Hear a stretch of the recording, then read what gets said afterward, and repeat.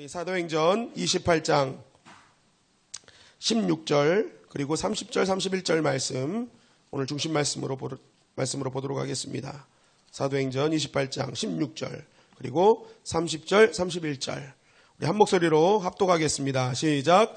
우리가 로마에 들어가니 바울에게는 자기를 지키는 한 군인과 함께 따로 있게 허락하더라. 바울이 온 이때를 자기 셋집에 머물면서 자기에게 오는 사람을 다 영접하고 하나님의 나라를 전파하며 주 예수 그리스도에 관한 모든 것을 담대하게 거침없이 가르치더라. 아멘. 자, 오늘은 본문 말씀을 가지고 좀 운동선수 야구 용어인데요. 1할만 쳐도 주전선수가 될 수 있다. 한번 따라 하실까요? 1할만 쳐도 주전선수가 될 수 있다. 네. 라는 제목으로 말씀 증거하겠습니다. 오늘 사도행전 28장 16절 말씀입니다. 다 같이 읽겠습니다. 시작. 우리가 로마에 들어가니 바울에게는 자기를 지키는 한 군인과 함께 따로 있게 허락하더라. 자, 드디어 바울 일행이 로마에 입성했습니다. 우리가 이 바울 일행이 로마에 입성하기까지 우리가 설교를 몇 주를 들으신 줄 아십니까? 로마에 입성하기까지 한 25주를 설교를 들으셨어요. 바울의 발자취를 따라서 지금까지 쭉 왔는데 바울의 목적, 하나님의 그런 갖고 있는 바울의 결국은 로마 입성해서 로마에서 복음을 증거하는 거거든요. 그거를 우리가 설교로는 25주를 들었지만 바울은 어마어마한 시간들을 거쳐서 로마에 입성했다는 것입니다.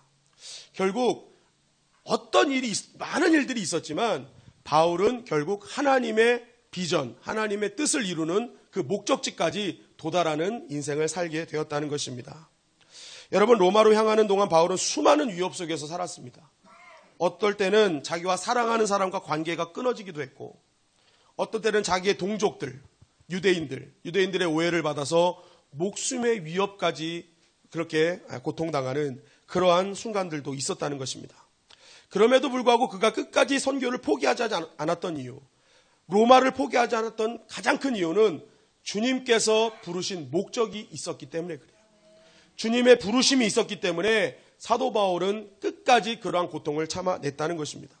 그래서 사도행전 9장 15절 말씀해 보니까 이렇게 말씀하고 있어요. 다 같이 읽겠습니다. 시작. 그래서 이르시되 가라, 이 사람은 내 이름을 이방인과 임금들과 이스라엘 자손들에게 전하기 위하여 택한 나의 그릇이라. 자, 이 사람은 내 이름을 전하기 위해서 택한 그릇이다. 근데 그 전하기 위해서는 이스라엘 자손들도 있고 임금들도 있고 이방, 그래서 이방인들인데 결국 이 이방인들의 핵심은 로마로 들어가는 거죠. 로마로 들어가는 거예요. 그래서 20장에 넘어가면 너가 로마도 보아야 하리라 하면 구체적인 목적지까지 딱 정해 주셨단 말이에요.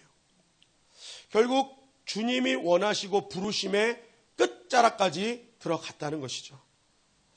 여러분, 주님이 부르시면 주님께서 그 끝까지 인도해 주실 줄 믿습니다. 근데 더 중요한 것은 무엇이냐? 그 끝까지 부르심을 받고 우리가 갈 수 있는 또 하나의 원동력이 뭐냐? 바로 바울의 믿음이라는 거예요. 바울의 믿음. 그 어려운 일들, 포기하고 싶은 생각, 두려운 마음, 그러한 순간순간 다가오는 내가 이젠 그만해야겠다라는 그러한 일들임에도 불구하고 끝까지 갔던 바울의 믿음. 주님이 함께 하시면 끝까지 갈 수 있다.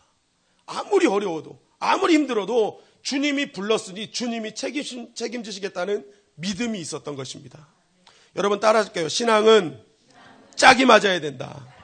신앙은 짝이 맞아야 돼요.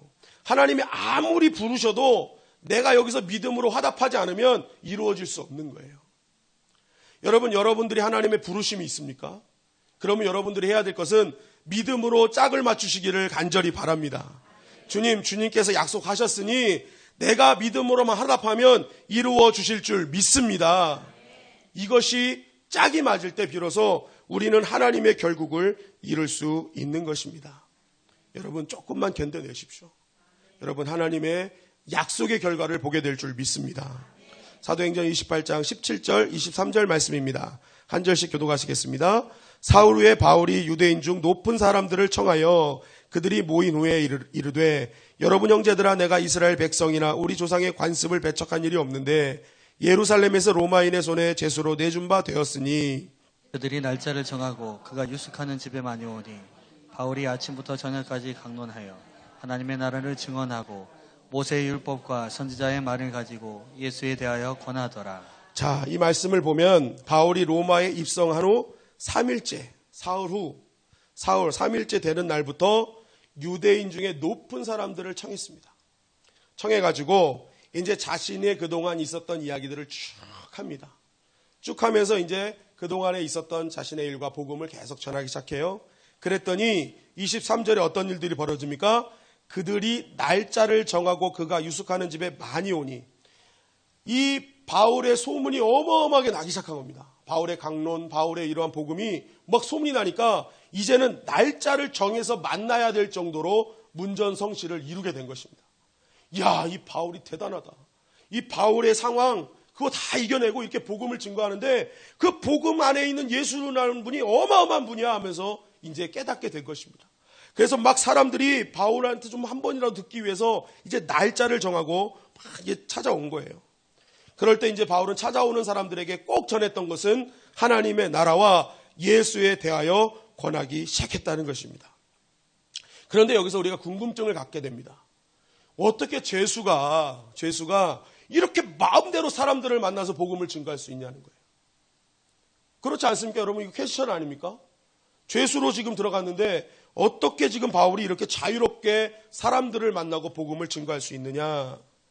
여러분, 여기 유숙하는 집이라는 이 단어가요, 로마 감옥의 제도에 대해서 한 가지를 설명하는 건데, 그게 뭐냐면 우리나라로 치면은 그 안가라는 말이 있잖아요. 이제 뭐 유명한 사람들이 뭐 잘못하면 어디 안가에 머물러서 뭐 며칠 동안 뭐 금식하고 뭐 이렇게 잡혀갔다 뭐 그런 게 있잖아요. 그런 제도 비슷한 거예요. 그러니까 민간 집가 흉악범이 아닌 로마 시민권자인데 고소는 됐지만 아직 판결이 안 났어. 미결수예요. 그럼 이 사람을요, 민가를 정해가지고 그게 거기에 들어가게 한 다음에 보초 한 명을 세웁니다. 그래가지고 이 보초는요, 뭐 이렇게 뭐 강하게 지키는 게 아니라 오고 가는 사람들이 누구인지 확인하고 죄수를 만나게 하고 이야기하는. 그러니까 이 바울은요, 이 민가 같은 그러한 보호감호소 같은 데 있었던 것입니다. 그러니까 지금은 감옥이 아니에요. 흉악범은 감옥에 집어넣는데 여기 유숙하다라는 단어는요, 그런 감옥에 대한 언어를 사용하고 있습니다. 그러니까 지금 이 바울은요, 굉장히 국가가 인정하는 감호소에 들어갔는데 이 감호소는 어떤 곳이냐? 국가에서 밥 주죠, 옷 주죠, 뭐 군인까지 붙여가지고 지켜주죠. 지금 막 완벽하게 바울을 완전히 국가 세금으로 지금 지켜주고 있는 그러한 상황이 되고 있다는 것입니다. 자, 이 바울이 잡혔음에도 불구하고 끝까지 복음을 증거하고 로마라는 제국이 바울을 보호하는 이 사실을 보면서 우리는 아주 중요한 깨달음을 얻게 되죠. 첫째는 바울은요, 자신이 묶이고 있는 상황, 자유로운 상황, 이것을 이게 중요하게 생각하지 않았다는 거예요. 자신이 지금 묶였는지, 자유로운지 이것이 중요한 것이 아니라 내가 어떤 상황이든지 하나님의 나라를 증거하는 것을 중요하게 생각하고 있음을 우리는 보게 되는 것입니다. 그러니까 바울은 오직 하나님의 나라인 거예요.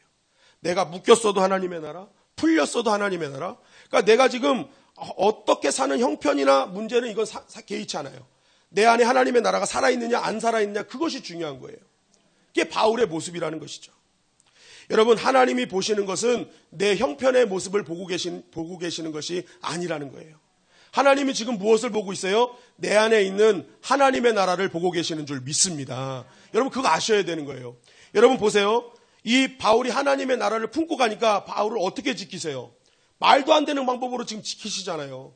국가 세금으로 바울을 지키는 보초를 세워놓으시고, 그래서 바울을 죽이려는 사람들 다 막아주시고, 그리고 국가 세금으로 다 케어하시잖아요. 밥도 주고 먹여주고 뭐 재워주고 다 해준단 말이에요.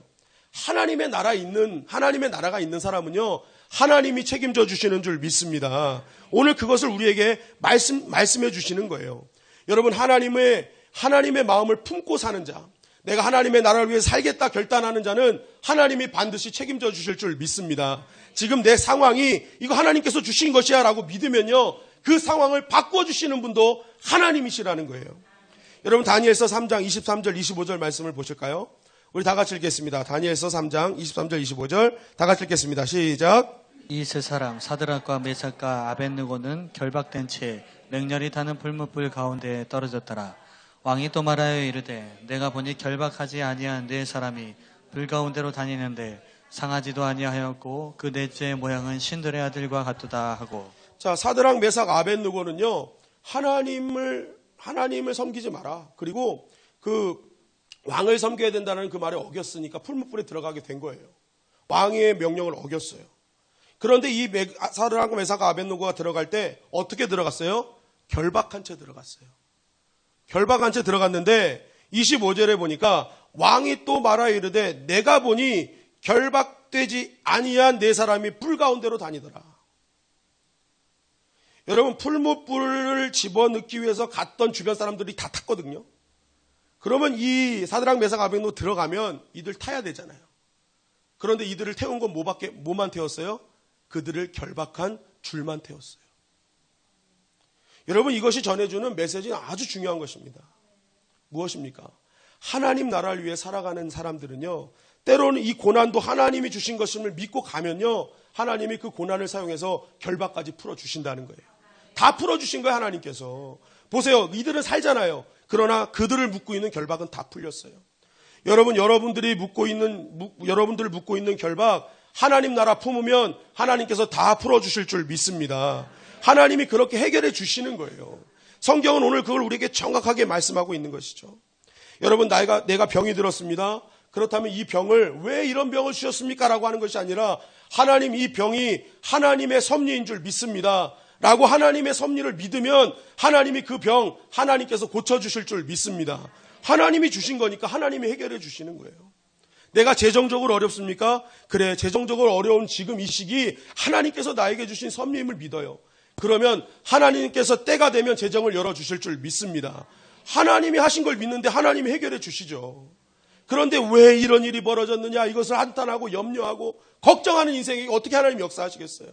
모든 것 하나님께서 이끌어가시는 섭리임을 믿는 자만이 하나님의 역사를 보게 되는 것입니다. 여러분, 지금 여러분들 묻고 있는 거 있습니까? 여러분, 하나님의 뜻임을 고백하시길 간절히 바랍니다. 하나님 그거 태워주실 줄 믿습니다. 다 해결해 주실 줄 믿습니다. 하나님은 나의 상황을 보시는 분이 아니라 내 안에 있는 하나님의 나라를 보고 계시기 때문에 그렇습니다. 사도행전 28장 24절 말씀입니다. 다 같이 읽겠습니다. 시작. 그 말을 믿는 사람도 있고 믿지 아니하는 사람도 있어. 네. 자, 사도 바울이 이제 복음을 막 증거했어요. 그랬더니 그 말을 믿는 사람도 있고 믿지 않는 사람도 있었다. 사도 바울의 복음 전한 결과를 말하고 있는 거예요. 대사도 바울인데 이 사도 바울이 복음을 전해도 믿는 사람이 있고 믿지 않는 사람이 있더라라는 거예요.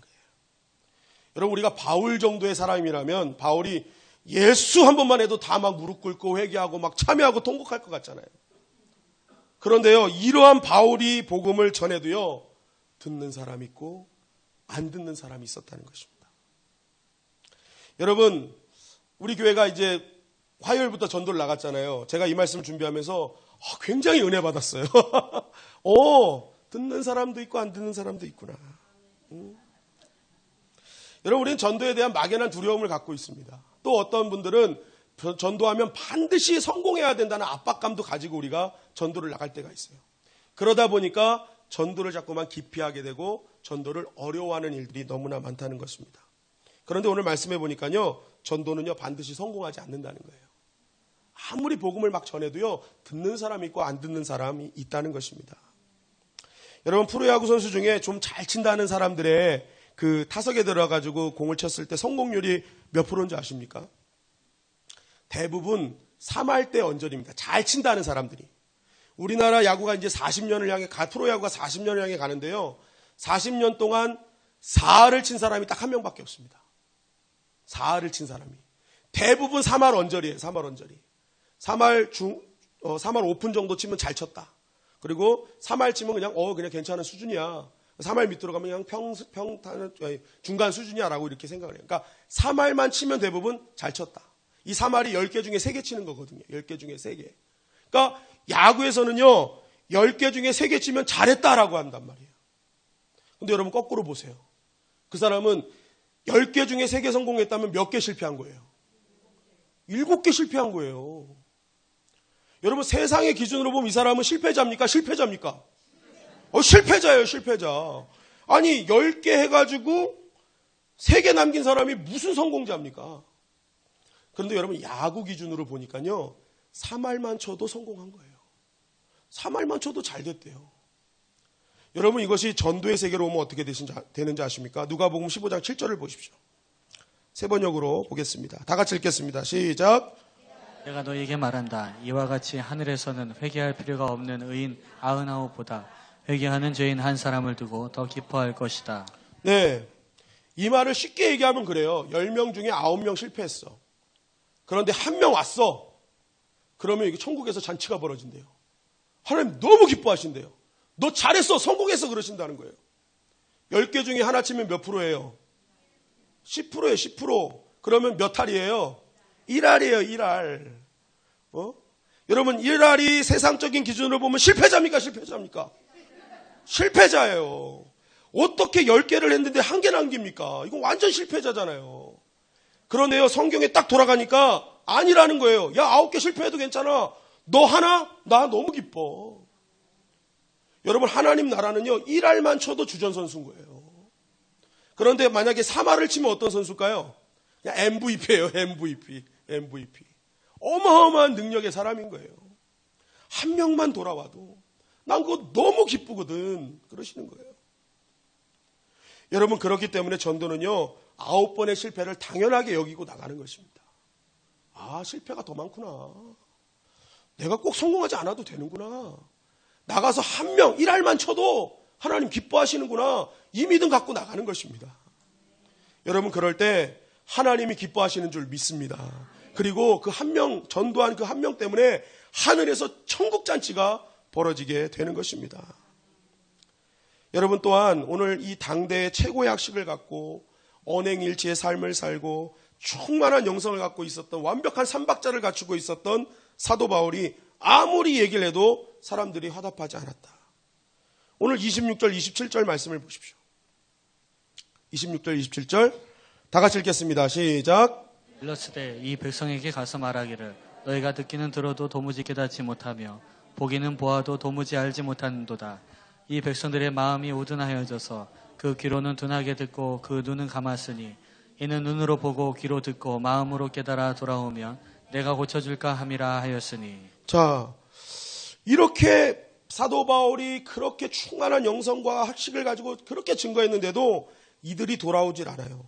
들어도 도무지 깨닫지 못하고 보기는 보아도 알지 못하고 마음이 우둔하여 귀로 둔하게 듣고 그 눈은 감았다. 여러분, 이게 무슨 말입니까? 영적인 문제라는 거예요. 영적인 문제. 이게 사람의 어떤 설득력과 사람의 논리로 전도가 되는 것이 아니라 결국 영적인 문제다. 전도는 누가 시켜주시는 것이다? 하나님이 건져주시는 것이다. 내 능력으로 하는 것이 아니라 누구의 능력이에요? 하나님의 신비한 능력으로 되는 것이 전도지 결코 사람의 설득력과 논리적인 말로 되는 것이 아님을 성경은 말하고 있는 거예요. 여러분, 전도하다 보면은 때로는 막 어떤 사람 딱 저 사람은 안 걸렸으면 좋겠는데 하는 사람이 걸릴 때가 있잖아요. 그죠? 얼굴 생긴 게 약간 마운틴 깽처럼 생긴, 저 뒤끝 있는 사람이에요. 무슨 말인지 아시죠?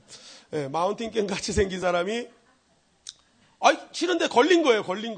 이게 안 되는데, 큰일 났다, 이거. 그래. 이게, 저 사람 어차피 생긴 것도 별로 예수 믿게 생긴 것 같지도 않고, 빨리빨리 끝내자고 하다 보니까 막 말도 하다가 막 무슨 말 했는지도 모르고 그러다가, 빨리 가자고 가려고 하는데, 갑자기 그 사람이 그 교회 몇 시까지 가면 됩니까? 라고 물어볼 때가 있단 말이에요. 정말 나는 아무것도 한 게 없어요. 막 하던 한 것 같은데, 이 사람이 어느 순간 내 교회, 같은 교회 가서 앉아있단 말이에요. 누가 하신 거예요? 하나님 하신 거예요. 근데 어떤 날은요, 그날 완전히 전하는 내가 컨디션이 너무 좋아요. 말도 말빨이라고 하죠. 말빨이 팍 살아나고, 얼굴, 그날은 화장도 잘 되고, 파마도 잘 나오고, 모든 게 잘 돼요. 그리고 듣는 사람도 보니까 그 사람도 컨디션이 좋은 것 같아. 그러세요? 리액션도 좋고, 그렇군요. 그러면서, 한번 보세요. 한번 보세요. 하면서 너무 좋아가지고, 이 사람 오겠다 했는데, 지금까지 안 오고 있어요. 지금까지 안 와. 그 사람이 지금까지도 안 온단 말이에요. 왜 그럴까요? 내 컨디션으로 전도하는 거예요? 아니에요. 주님이 만져주셔야 오게 되는 줄 믿습니다. 그러니까 내 능력으로 해야 된다고 생각하니까 두려운 거예요. 그러나 전도는 누구의 손에 달려있다? 하나님의 손에 달려있다. 영혼은 하나님의 손에 달려있는 거예요. 바울이 지금 그거 얘기하고 있는 거예요. 이사야서 말씀 빌려서 결국 전도는 내가 하는 것이 아니었다. 누가 하는 것이었다? 하나님이 하시는 것이다. 그러니까 바울이 세계 목숨을 위협하는 그 상황 속에서도 전도하러 들어갔던 것은 내가 하는 것이 아니라 누가 하시는 것이다? 하나님이 하시는 것임을 믿었기 때문에.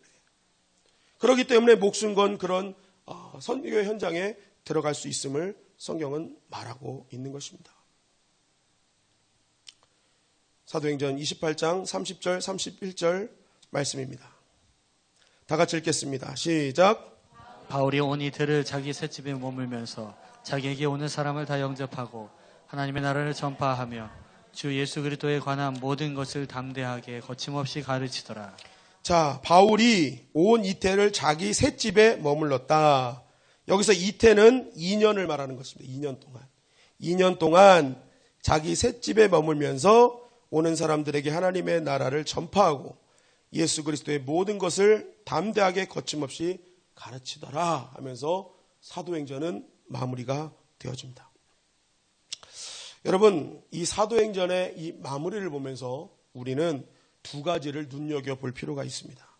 첫째는 저자 누가가 이 사도행전의 마무리를 약간 좀 흐지부지 뭔가 확실한 마무리를 하고 있지 않다는 것을 우리는 보게 되는 것입니다.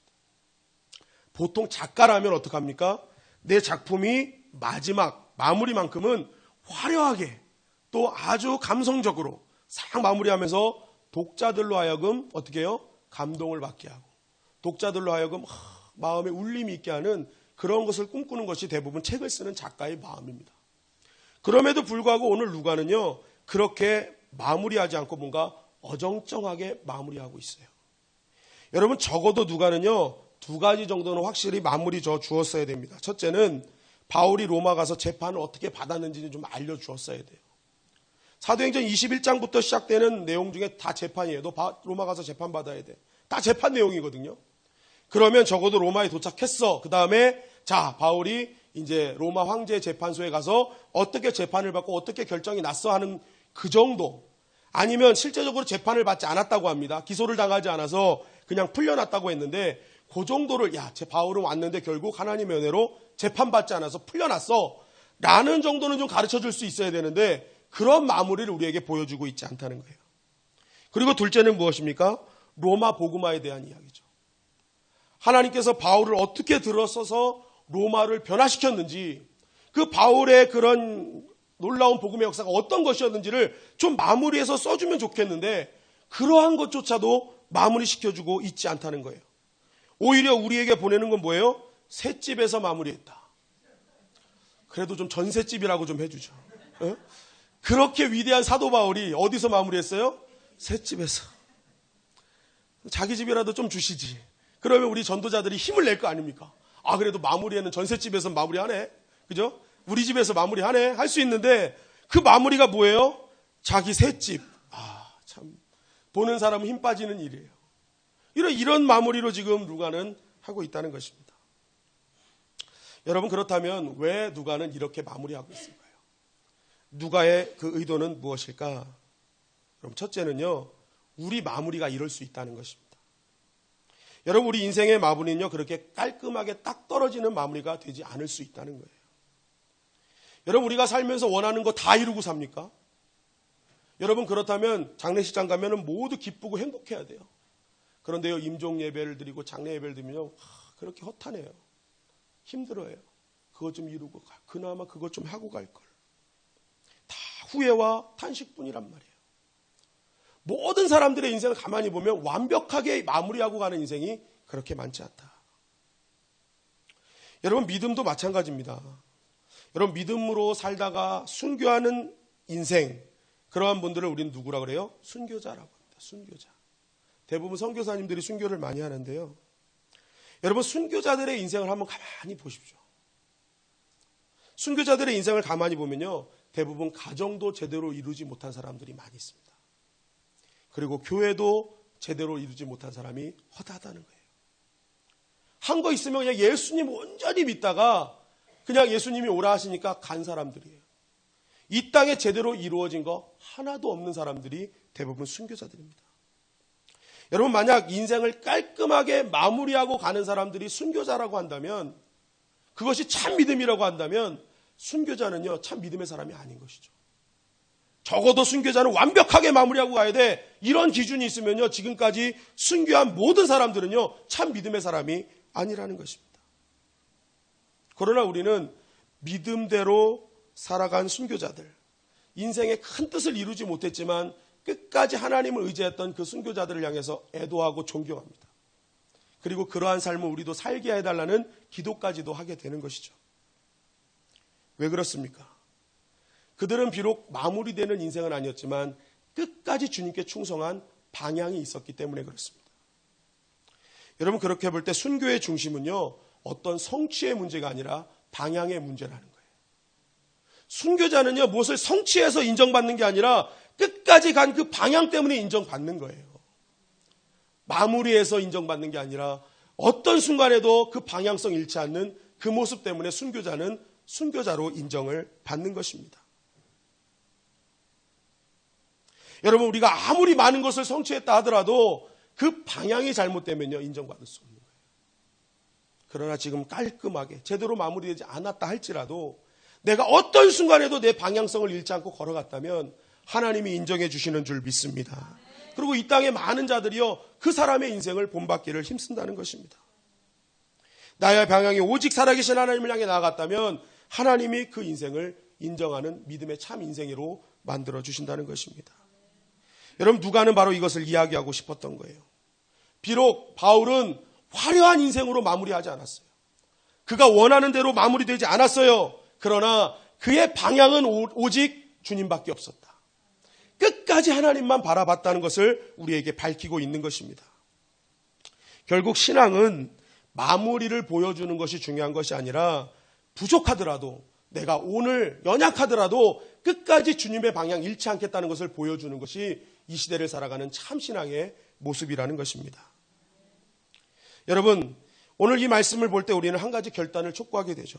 그것은 우리가 신앙생활을 하면서 내가 뭔가 마무리되고 확실하게 정리되면 그때 헌신하겠다라는 자세는 바람직하지 않다는 것입니다.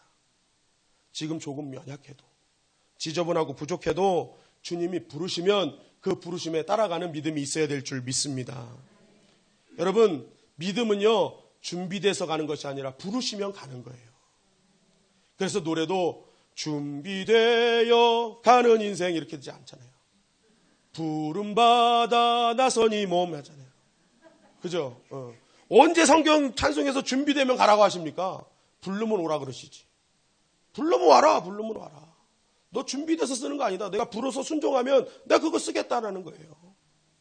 지금 연약한 거 그거 필요 없다. 그래서 예전에 기드온 설 말씀드릴 때 기드온이 모르는 기드온 안에 있는 하나님이 보시는 큰 용사의 모습이 있었다고 말씀드렸잖아요. 그죠? 내가 보지 못하는 하나님만 보는 내가 있는 거예요. 그거 보시고 부르신 거예요. 그러니까 지금 내가 보는 나를 보면서 나 부족해요, 연약해요 하면 안 됩니다. 부르심을 인정한다면 내가 보는 나를 보고 나가는 게 아니라 하나님 보고 계신 나를 보고 우리는 움직여야 될 줄 믿습니다. 그게 승리하는 믿음의 비결이라는 거예요. 다윗의 인생은 지저분한 인생이었고 부족한 인생이었습니다. 범죄도 있었고 불순종도 있었고 기름 부은 자로서 하지 말아야 될 일들을 많이 했죠. 그러나 그 가운데서도 쓰러지면 다시 하나님 의지하고 범죄하면 회개하고 난관 있으면 하나님께 부르짖으니까 그 방향이 온전히 계속 하나님께 나아가니까 하나님께서 다윗을 계속 사용하여 주신 줄 믿습니다. 그러므로 여러분, 참신앙은요, 깨끗해지면 오겠습니다 그런 거 아닙니다. 정리되면 오겠습니다 그런 거 아니에요. 저럼 하나님 저 지저분한데 괜찮습니까? 하나님 부르시는데 내가 정말 이게 맞는 겁니까? 부르셨다면 지저분해도 이제 다시 주님 앞으로 나아가겠습니다. 여러분, 결단하면 하나님이 사용해 주실 줄 믿습니다. 저 오늘 아침에 출근하면서 집사람이 사랑스러운 눈빛으로 사과 반쪽을 저에게 탁 주더라고요. 자기 반쪽, 나 반쪽. 그거는 사과가 아니라 사랑이었습니다. 그래가지고 말은 끝까지 들어보세요. 그래가지고 이제 사과를 이렇게 잘 먹었어요. 이렇게 해서 반쪽 갖고 탁 먹어가지고 이제 차 내리면 이제 버리려고 차 옆에다 이렇게 놔뒀어요. 그런데 이 집사람이 그 반쪽을 이제 자기가 같이 버리려고 이제 이렇게 정리하는 거예요. 그런데 이 사과를 이렇게 끝에를 잡고 먹으면 끝에가 남잖아요. 그죠? 이만큼 다 안 먹을 수 있잖아요. 그런데 딱 보더니 어휴 못돼 먹었어 그러는 거예요. 그거 조금 다 안 먹었다고 못돼 먹었대요. 여러분 그럼 사과 한 입 먹고 버린 사람은 다 재판에 회부돼야 됩니까? 여러분 그거는요 진짜 저 너무 정말 그 사과 받아야 돼요. 저 사과 받아야 돼요. 제가 이걸 어떻게 생각해야 되지?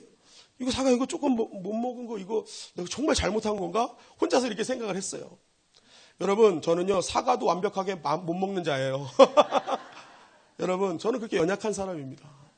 그러나 내가 주님 난 사과도 못 먹으나 내가 주님 앞에 나아가면 주님 받아주실 줄 믿습니다. 그래서 결단하면 가는 거예요. 여러분 우리 인생이 그럴 수 있어요. 사과 끝으로머리 못 먹는 그러한 부족한 인생 살 수 있다니까요. 완벽하게 마무리되는 인생이 없어요.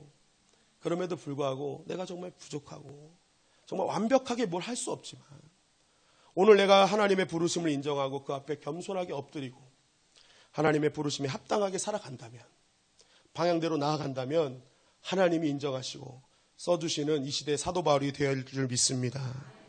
여러분 두 번째는요 바로 셋집이에요. 셋집. 아까 그렇게 우리가 탄식했던 셋집. 바울은요 조금 전까지는요 국가에서 준 집에서 유숙했습니다. 국가에서 다 밥 먹여주고 했던 그런 보호 감호소에 있었어요. 그런데 바울이요 어느 순간 자기 셋집으로 바꿨어요. 자기의 삶을 살아가는 장소를 바꿔버렸어요. 어떻게 보면 여러분 바울이 좀 어리석은 것 같지 않습니까? 국가에서 다 돈을 주는데 그럼 거기서 편안하게 군인이 지켜주고 하면 거기서 그냥 살면 되는데 바울이 자기 돈 내가면서 셋집에 머물면서 복음을 증거하고 있다. 왜 이런 일을 했을까? 어리석어 보이는데 왜 이런 일을 했을까? 그리고 누가는 왜 이것을 전하고 있을까? 여러분 이것은요 이 안에 또 엄청난 비밀이 숨겨져 있어요. 여기서 셋집이라는 것은요 원어를 보니까요 겨자씨라는 단어를 사용합니다. 겨자씨.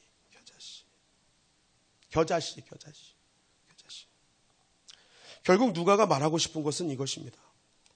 바울은 로마 한복판에서 겨자씨를 심었다는 것입니다. 그가 로마 한복판에서 거창한 거 한 것이 아니라 셋집, 우리가 보기에는 정말 연약한 것 같지만 그 셋집이요 겨자씨라니까요. 거기서 겨자씨만한 복음, 작은 복음이라도 심었다는 거예요. 결국 누가는 얘기하는 겁니다. 그 작은 겨자씨가 로마를 변화시켜 주었다라는 거예요. 여러분 313년 콘스탄티누스 황제 때 밀라노 칙령에 의해서 로마가 기독교 국가가 되었습니다.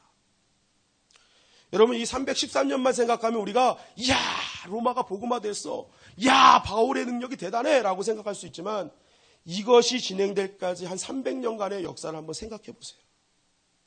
그 로마의 기독교 탄압이 얼마나 극심했습니까? 이 로마에 사는 기독교인들은요 거의 매일매일 죽음과의 사투를 벌였던 것입니다. 그렇다면 이 사람들이 조금 이 로마와 대항할 수 있는 조직이나 시스템이나 군대나 건물이나 재정이 있으면 좋겠는데 로마에 대항할 수 있는 힘이 아무것도 없었어요. 그럼에도 불구하고 300년이 지나니까 로마를 복음화시켰어요. 무슨 힘이 있었길래? 바로 이들에게는 따라하시겠습니다. 셋집의 믿음, 바울이 전한 겨자씨의 믿음이 있었어요. 내가 비록 시스템이나 재정이나 군대나 아무것도 없을지라도 내 안에 있는 겨자씨 믿음, 작은 믿음이라도 심어 놓으면 하나님께서 풍성한 열매를 맺게 하실 것이라는 바울의 믿음이 300년간 로마를 변화시킨 기독교인들 마음속에 있었다는 것입니다. 그래서 그들은 가는 곳마다 거창한 거 한 것이 아니라 자기 안에 담겨져 있는 그 하나님 나라의 복음, 그 겨자씨만한 믿음을 곳곳에다 심어놓았던 것입니다. 결국 그 믿음들이 한 해가 지나고 두 해가 지나고 10년이라고 20년이 지나면서 조금씩 나무가 되고 가지를 피면서 결국 열매 맺는 역사로 나아갔다고 성경은 말하고 있는 것입니다. 여러분, 세계의 모든 교회의 가장 큰 비전이 있다면 바로 사도행전 29장을 써내려가는 것일 것입니다. 여러분, 근데 그거 아십니까? 사도행전 29장은 어떤 거창한 것을 이룬다고 해서 써내려가는 것이 아니라는 거예요. 누가가 오늘 바도 바울이 셋집에서 끝마무리를 하는 것을 우리에게 보여주는 것은 지금 이 시대에 사도행전 29장을 써내려가는 교회들 보아라. 너희들이 해야 될 것은 겨자씨만한 믿음을 심는 것이다. 거창한 교회를 만들어내고 태산과 같은 재정을 만들어내는 것이 아니라 너희가 있는 그 현장에서 너의 삶의 모든 곳곳에서 네 안에 감춰져 있는 그 겨자씨 같은 미랄 같은 믿음을 심겨놓을 때 참된 부흥의 열매를 얻게 될 것이다. 그것을 우리에게 말하고 있는 것입니다. 여러분 가정에 이런 부흥의 역사를 이루길 원하십니까? 여러분 집으로 가셔서 여러분 안에 있는 겨자씨 믿음을 심어 놓으십시오. 여러분들 자녀에게 그 믿음 심어 놓으십시오. 그 자녀가 한 해, 두 해 자라면서 로마가 사도 바울의 겨자씨만한 셋집의 믿음을 통해서 부흥하고 하나님 나라 되었던 것처럼 어느 순간 그 아이들 심령 속에 하나님 나라 임하게 될 줄 믿습니다. 여러분, 이 로마에 뿌려진 작은 겨자씨 같은 믿음이 120년 전 우리나라로 들어왔어요. 120년 전 우리나라에 들어올 때 그때도 수많은 순교자들이 있었습니다. 그때 그 순교자들이 심어놓은 것은 다른 것이 아닙니다. 바로 그들 안에 있는 겨자씨 같은 믿음을 심어놓았습니다. 그 믿음이 지금 이 나라 대한민국을 살리는 씨앗이 되었다는 거예요. 지금 여러분들이 자유롭게 복음을 듣고 하나님을 찬양할 수 있는 유일한 이유는 그들이 심겨놓은 겨자씨 믿음이에요.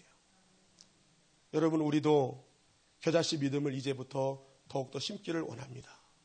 거창한 것만 바라보지 마시고 내가 이거 다 되면 하겠습니다 하지 마시고 지금 여러분들 안에 있는 작은 겨자씨 믿음 그거 심어 놓으십시오. 여러분, 사도 바울은 셋집에 있었지만 그 셋집은 결국 로마를 복음화시키는 초석이 되었어요. 여러분들이 심어놓은 그 작은 겨자씨 같은 믿음이 여러분들의 속한 모든 것을 하나님 나라로 세우는 초석이 될 줄 믿습니다.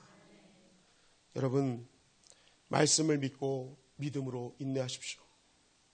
하나님은 내 형편을 보시는 것이 아니라 내 안에 있는 하나님의 나라를 보심을 잊지 마십시오. 지금 내가 지저분하고 깨끗하게 정돈되어 있지 않았어도 주님이 원하시는 방향으로 설정하십시오. 그리고 셋집의 믿음, 겨자씨 믿음으로 여러분들의 삶의 곳곳을 심어 넣으십시오. 반드시 하나님께서 열매 맺게 하실 줄 믿습니다. 오늘 이 말씀 붙들고 승리하는 저와 여러분들이 되시기를 주님의 이름으로 간절히 축원합니다.